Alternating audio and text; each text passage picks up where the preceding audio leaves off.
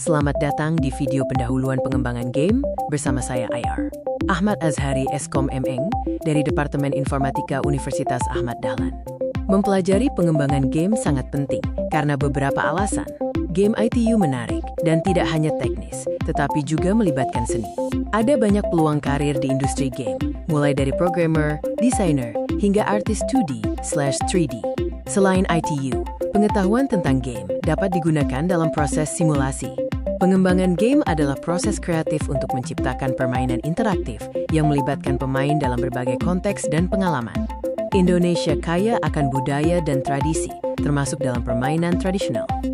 Beberapa contoh permainan tradisional di Indonesia antara lain panjat pinang, gasing, egrang, congklak, bentengan, lompat tali, dan dakon.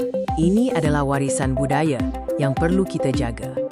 Game didefinisikan sebagai aktivitas yang melibatkan satu atau lebih pemain, terlibat dalam tantangan berdasarkan aturan yang ditetapkan dengan tujuan tertentu seperti hiburan, pendidikan, atau kompetisi.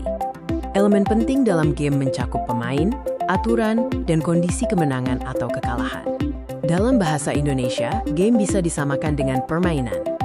Etimologi kata permainan dalam bahasa Indonesia meliputi kata dasar main, serta variasinya seperti bermain, pemain, mainan, dan memainkan.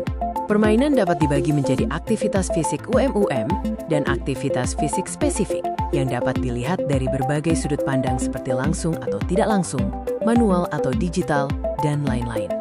Pemahaman tentang permainan telah terdistorsi dan mengerucut, dipengaruhi oleh masuknya permainan rasa baru yang dipelopori oleh negara maju seperti Amerika dan Jepang. Perkembangan permainan kini mengarah pada video game, yaitu permainan berbasis elektronik yang dikendalikan menggunakan alat tertentu.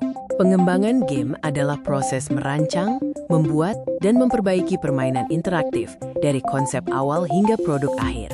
Proses ini melibatkan kerja tim dari berbagai disiplin ilmu, termasuk desain, pemrograman, seni visual, dan manajemen proyek.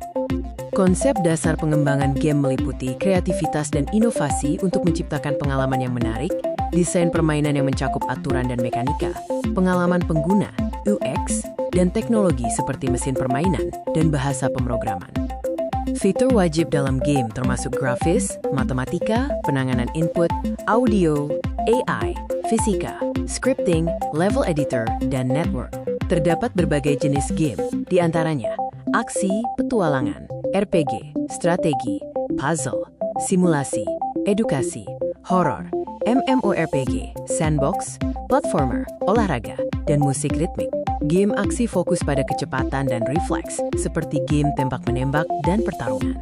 Game petualangan menekankan eksplorasi dan cerita. Sementara game RPG memungkinkan pemain mengambil peran karakter fiktif yang dapat ditingkatkan kemampuannya. Game strategi menuntut pemikiran taktis dan perencanaan matang. Game puzzle menantang pemain untuk memecahkan teka-teki logika. Sedangkan game simulasi menirukan situasi dunia nyata, seperti membangun kota atau menerbangkan pesawat. Game horror berfokus pada atmosfer menakutkan untuk menciptakan ketegangan. MMORPG memungkinkan pemain berinteraksi dalam dunia game yang luas secara daring. Sementara game sandbox memberikan kebebasan eksplorasi dan interaksi tanpa batasan yang ketat. Game platformer menekankan navigasi karakter melalui rintangan dan platform. Game olahraga menyimulasikan olahraga dunia nyata. Game musik/ritmik menantang pemain untuk mengikuti irama dengan tepat waktu. Game edukasi dirancang untuk tujuan pembelajaran dengan fokus pada penguasaan materi. Memilih genre game yang tepat adalah langkah penting. Pertimbangkan target audience, keunikan, dan apa yang ingin dicapai melalui game tersebut. Terdapat berbagai platform game, seperti PC, konsol, perangkat seluler, dan VR per AR. Game PC dikenal fleksibel dan dapat diakses melalui internet. Game konsol menawarkan pengalaman mendalam dan eksklusif. Game seluler berfokus pada portabilitas dan sesi singkat. Sementara VR/AR memberikan pengalaman imersif yang unik. Game PC sering menggunakan antarmuka keyboard dan mouse, serta memerlukan perangkat keras yang kuat. Game konsol seperti PlayStation dan Xbox dioptimalkan untuk televisi dan controller. Game seluler seperti di Android dan iOS memanfaatkan layar sentuh dan sensor. VR+AR memerlukan headset khusus untuk memberikan pengalaman yang lebih nyata.